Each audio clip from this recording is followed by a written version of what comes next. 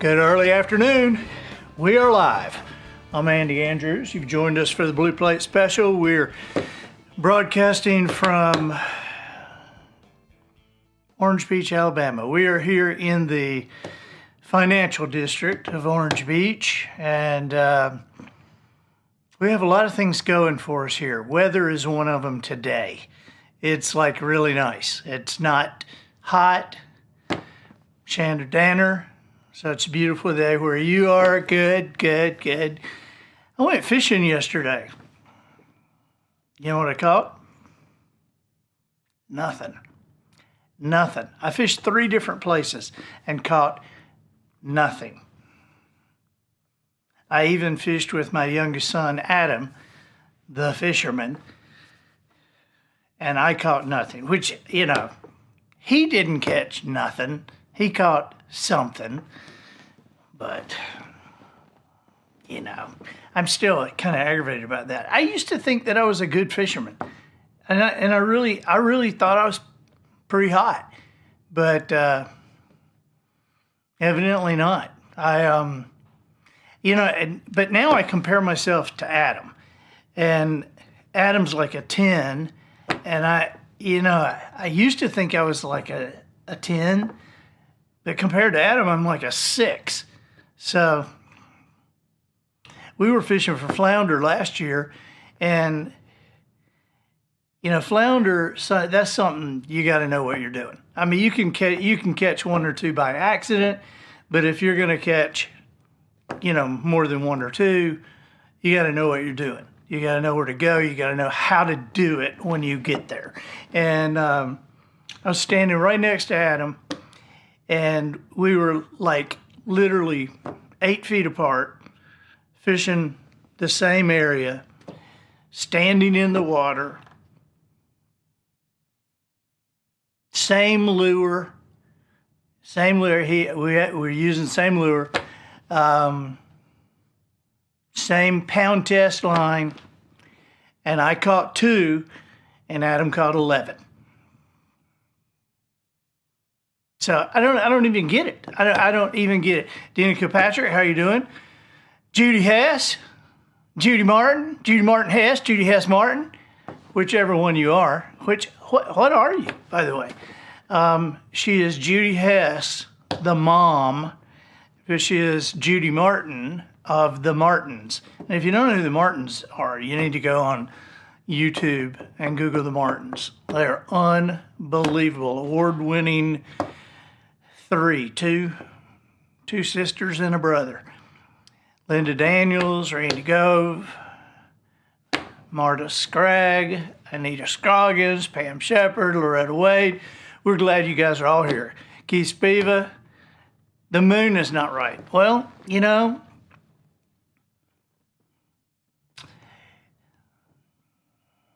the moon is, it's a different thing for flounder. Judy Martin Hess. Okay, there you go. Anyway, the moon, we had that big moon. That's a speckled trout moon to me. But moon affects flounder differently, especially in the daytime. But I'm still kind of depressed about not catching any fish. But Terry Henderson has joined. We've got a lot of people all over the world. Martin Simmons from not high atop the railing on the Navarre Pier. I know that's what's coming next because you see sharks. Yeah, there are sharks. I mean, I saw sharks last night when I went wading to see if I could see any flounder, and I didn't. But Dina says I can only fish from piers and banks these days since I don't go as often. Miss having a boat to find the fish. We didn't even use a boat yesterday. But, so even if we'd have had a boat, Tammy says, guess Adam just has the magic touch. Yes, he does. And Dina, you shared. Thank you so much. We're going to talk today about dogs and cats. Tommy, hey. Dogs and cats are they're a favorite subject of mine just because they're so different. And people either consider themselves dog people or they consider themselves cat people. And, you know, we consider ourselves dog people, and yet we don't have a dog. We have 3 cats. Now, hang on. They're outdoor cats. Okay, these are working cats. We don't actually like these cats. So they just keep the rattlesnakes and the rats away. And, I like one of the cats. Christy Woods is here. Hello, Christy, my sister. My sister's right there. My uncle is right there. That's my Uncle Tom right there. So there's lots of differences between dogs and cats. You know, dogs are like little kids after Krispy Kreme donuts and a Red Bull. And cats are like goth teenagers. You know, cats are just like standoffish. If cats could get their middle finger to work, they'd use it all the time. That's what I think about cats. And I did some research yesterday on superstitions regarding dogs and cats. Yeah, I thought, you know, people have superstitions about so many different things. So I wonder if there's some about dogs and cats and how did they connect all over the world. And it's especially interesting for somebody like me. I'm not superstitious. I'm just like a little stitious, you know. So, but cats first. Cats in the Netherlands, cats are believed to be gossipy creatures who will blab all your deepest, darkest secrets. And for that reason, people in the Netherlands try not to have important conversations while a cat's in the room. Just in case it's listening, I guess. These Netherlanders. According to Japanese superstition, if a cat washes its face with its paws, it's not just grooming, it means that visitors are on their way. There's similar superstitions in other countries too, with some people in the United States. Now, I haven't met one of these I'd like to meet, but some people in the United States, they believe that if a cat starts cleaning its whiskers, then there's a member of the clergy that's going to show up. How's that happen? First of all, the grooming thing and somebody showing up, that's pretty lame because, you know, cats are always licking themselves and somebody's always showing up. So I guess if you don't put a time limit on it, you know, but grooming their whiskers and then I don't get that one. In Italy, this was good. In Italy, hearing a cat sneeze is supposed to be good luck. And specifically, if your cat sneezes, it means there's money coming in. There's money coming your way. If a cat sneezes. Now you're nodding. Do you know that? Did you know that? No? Okay. He's just agreeing. He's just agreeing with me. He's just going, that's very good. Okay. I was like, sometimes I'll say these things and somebody will go like that, and I'll go, seriously, you knew that? No, I didn't know that. If a bride hears a cat sneeze on her wedding day, it means the marriage will be a good one. But now get this. While one sneeze is good, if a cat sneezes 3 times, it indicates that you're going to get sick. Maybe you're going to get sick because you're hanging around a sneezing cat. Maybe. Now, of all the kind of cats there are, black cats are the ones with the most superstitions attached. I always laughed, Mary Ann, my cousin, talking about her mother, Alenia, said, because we were talking about how people can be superstitious and, how weird that is sometimes with some of the things they're superstitious about. And Mary Ann said that her mom said she loved her Jesus, But if she was going to Mobile and a black cat crossed the road, she'd turn around and go home. Here's one that you might not have heard about black cats. That if a black cat walks onto a ship and then back off again, the ship will sink on its next voyage.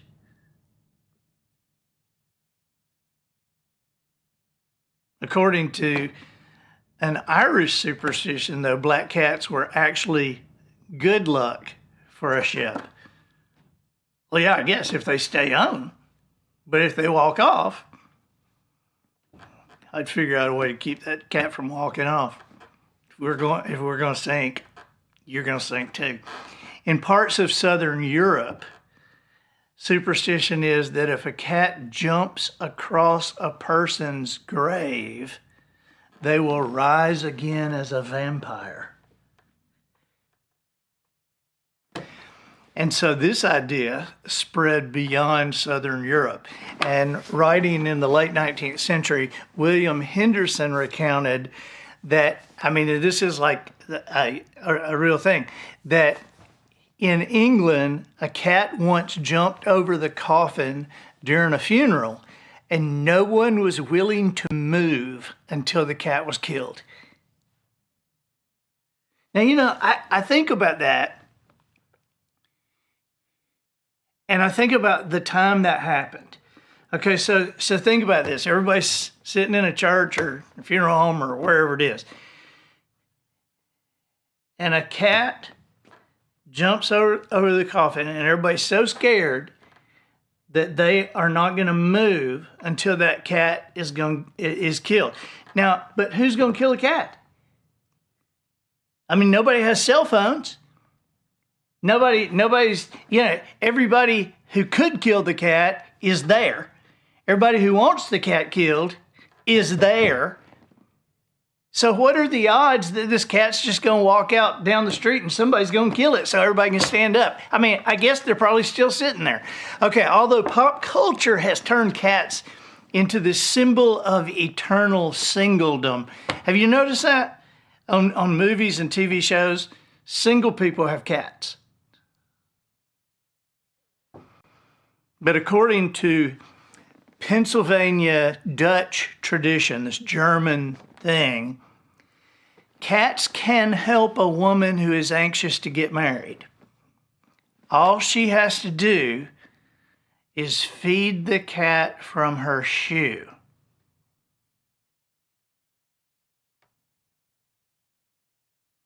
And I looked, but the superstition doesn't say what's supposed to happen next, or how to get the uneaten cat food out of your shoe. Now, I hope it's not canned cat food. That is nasty stuff, man. I mean, our cats are outdoor cats, and dry food's good enough for cats, you know.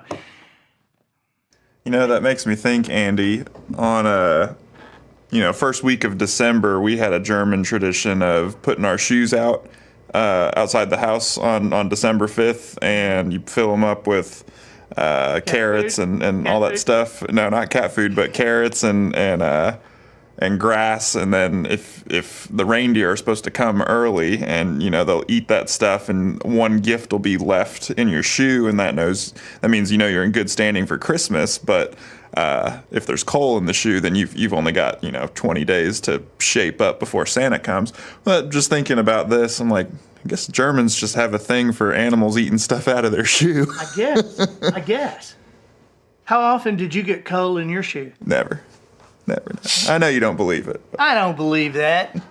If I'd have been your mom and daddy, or one of them, if I'd have been either your mama or your daddy, I'd have put coal in your shoe, because I'm thinking, hey, we got 20 days to get some good behavior out of him, But you were a pretty good kid. I mean, any kid that the only thing they asked for Christmas is, what was it, tape and construction paper? That's right. God, no mini bike, no BB gun, just tape and construction paper. Man, I'd have broke the bank for you. I'd have bought you $10 worth of it. You'd have thought you were rich. So you might expect there's some cause and effect confusion going on here, but in Indonesia, cats are associated with the weather. If people wanted it to rain, they'd pour water over a cat. And I guess the cat makes it rain out of revenge or something. I don't know. But I don't get that. You know, I had a mean uncle one time, not him. This was a mean uncle. And my buddy and I were little kids, you know, we were like 7 years old. And we asked my uncle, how do you get kittens? How does a cat have kittens? And my uncle said, well, you know Tom, big old tomcat, he said, what you need to do is you get a shovel and dig a hole in the ground. And you bury Tom to his neck. And when you bury him to his neck, when you uncover him, he'll have kittens. Well, we tried. And it might have worked, but we never could get that cat in that hole. But man, we were band-aided up after that. I mean, my uncle must have been laughing his butt off at us. Okay, dogs. Here's the dog thing. Now, one of the most strongly held... but even though there are superstitions about dogs, cats are the weird ones to me. So I'm just saying. I don't know why I felt... I think maybe I'm apologizing for having 3 cats. One of the most strongly held dog superstitions is from India. And it's the belief that a dog howling at night foretells death. The howling is thought to signal that the dog senses a spirit or a soul that's about to pass. And some people even believe that if the dog howls facing a house, somebody inside's going to die soon. You know, in India, it's so crowded in India, there's not a way a dog can howl and not be facing a house. And in India, somebody's going to die soon anyway. According to folklore from various parts of Africa, dogs are believed to have the ability to see ghosts. Their heightened senses and frequent tendency to bark at nothing only kind of fuels this idea. But if your dog suddenly growls at a corner or avoids a specific room, some believe they are sensing paranormal activity. In Thailand, they believe that if a dog barks at night without reason, it's seeing a wandering ghost. Now, I've seen 2 different odd expressions of dogs in my life. One, Carver, our favorite dog, our best dog that we ever had, who's been dead 2 years, and I can't get my wife to get another dog now. Carver, you know, both our boys are hunters and fishermen, and Austin especially, his room in high school had like deer heads and hog heads and squirrels and everything all over the room. And Carver wouldn't go in the room.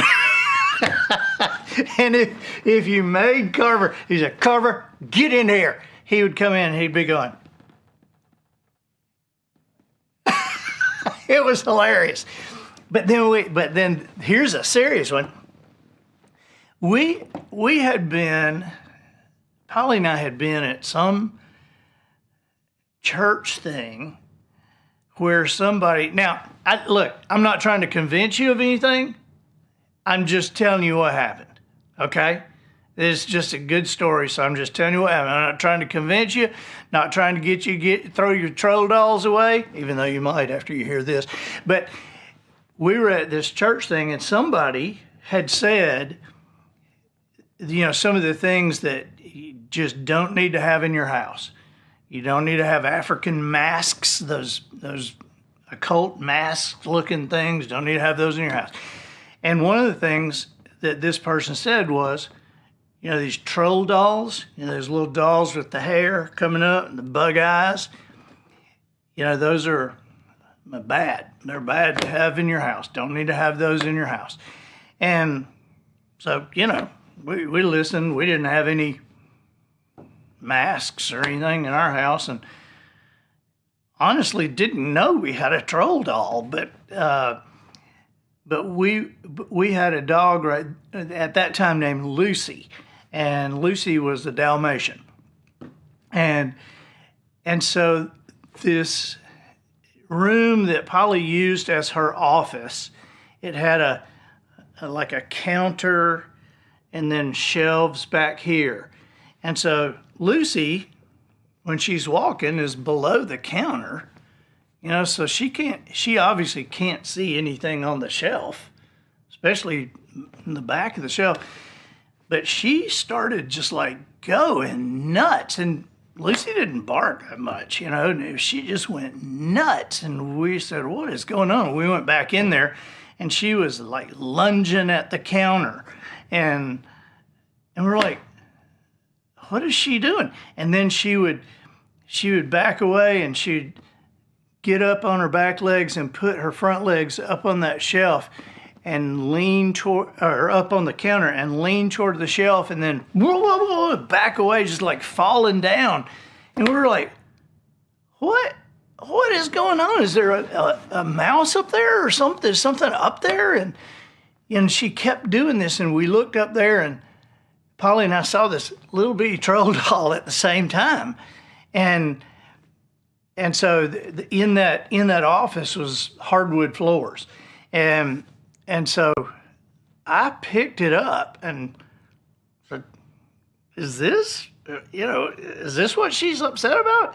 And when I turned around with it, Lucy just lost her footing on that hardwood floor. She's falling down, trying to get away from it and everything. We're like, holy cow. And so, but the person who had talked about that at that church thing said, if you have those things, you don't throw them away, you burn them. You just burn them. And so, all right, you want to keep this? No, I don't want to keep it. I don't even know why we have it. I don't know why it's even here. And so we took it out. We got a rock driveway. And so I took it out in the driveway, and Lucy's circling and howling and barking, and I poured lighter fluid on it, and I lit it, and she kept howling. And then as that thing burned, it kind of burned down into a black lump of nothing. And when it went out, she went over, smelled it, kind of shook. She was okay. So anyway, I'm just telling you, that's just an odd story from our life. So depending on where you are, now see, that's not superstitious. That's just a little stitious, okay? So depending on where you are, a black dog can be either a terrifying omen or a divine guardian, because in British folklore, the superstition is that a ghostly black dog will appear before you die. But in some Native American beliefs, black dogs are seen as protectors against evil spirits. In Germany, they believe that black dog sleeping in front of a fireplace is a good luck charm. So the next time a black dog crosses your path, you might want to ask, are you here for spooky business or spiritual security? What are you here to do? In rural parts of Russia, it's believed that if a dog starts obsessively digging or scratching at the ground, Rain is on the way.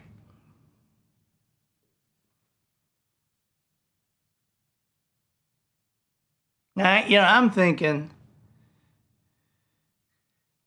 I would imagine that dogs react to the atmosphere, the pressure and all like that, barometric pressure. I know they do when a hurricane's coming. And so, but I wonder about that scratching, because they say that dogs can tell you when an earthquake's coming too. So, now here's one that I've heard that I always thought was kind of weird, and I never wanted to try it, but the belief that a dog's saliva has healing powers. You ever heard that? Here, let the dog lick your cut.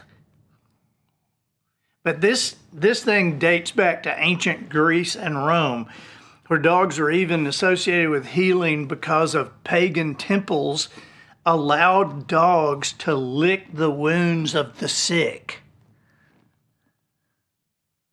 In modern times,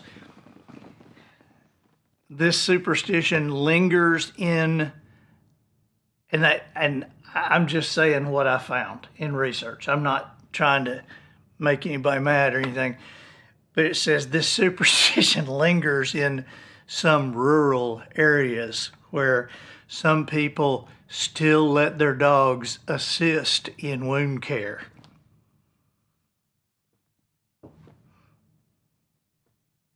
I'm always seeing something that says, you think your dog's kissing you. When he licks you, he ain't kissing you. I mean, just, don't, I always think, don't forget, right before you let him kiss you in the mouth, he was licking some other dog's butt. So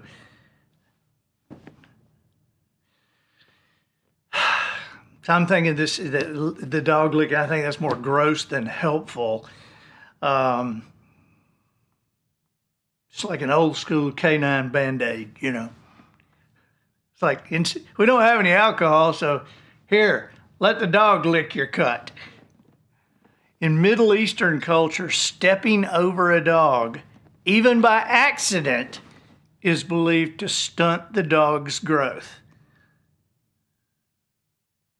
And to undo the bad luck, you got to step back over the dog in the opposite direction.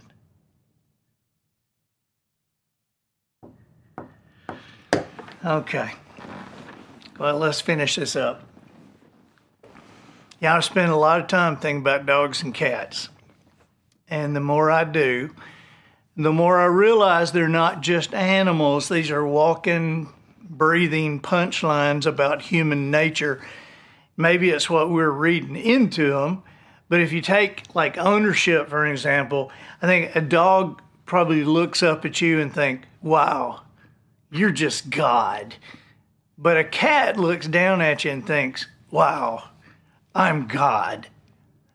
I think that's real. And you have cats. Do you think that's real?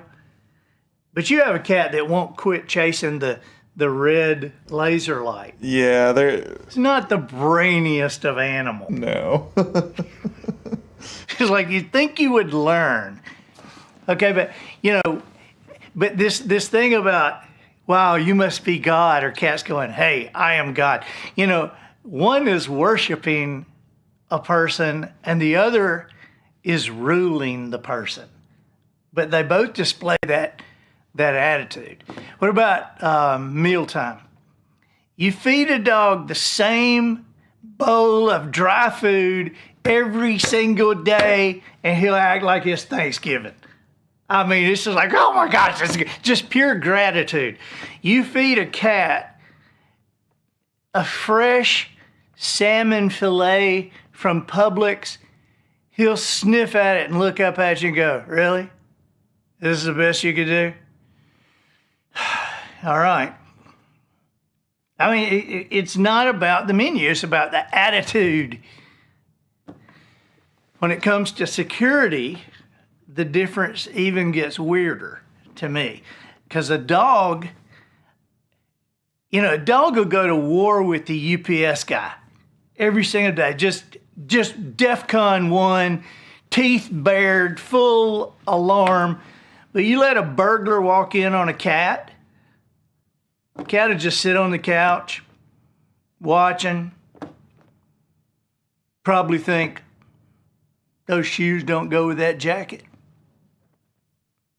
You know, the dog protects you, and the cat's like a fashion reporter who critiques your burglar's wardrobe. Training, don't get me started about training a cat. Oh my God. Dogs can learn 50 commands. Sit, stay, roll over, shake hands. They just a resume of obedience. Cats have one command. Open the can.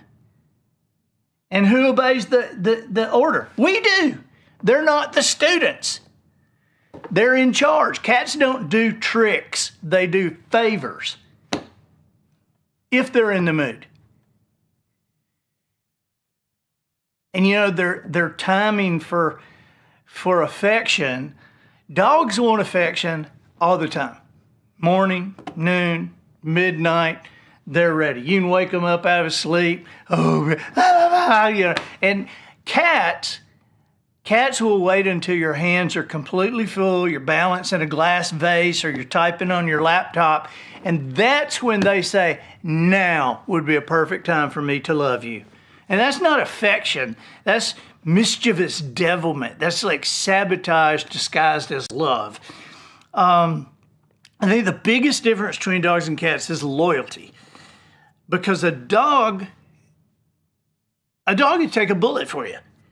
I mean, how many times have we read in the news about dogs taking a bullet for, you know, giving their life for their human? That's loyalty. A cat won't take a bullet for you, but a cat will take your seat the moment you stand up. So here's the finish. Dogs remind us what it looks like to give ourselves away without hesitation, to serve.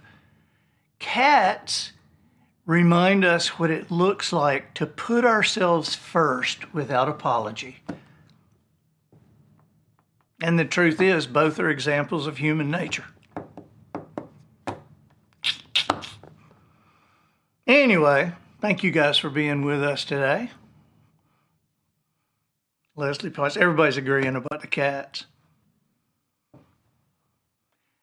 Shanda Danner, who is Sugarcane Jane? Where have you been?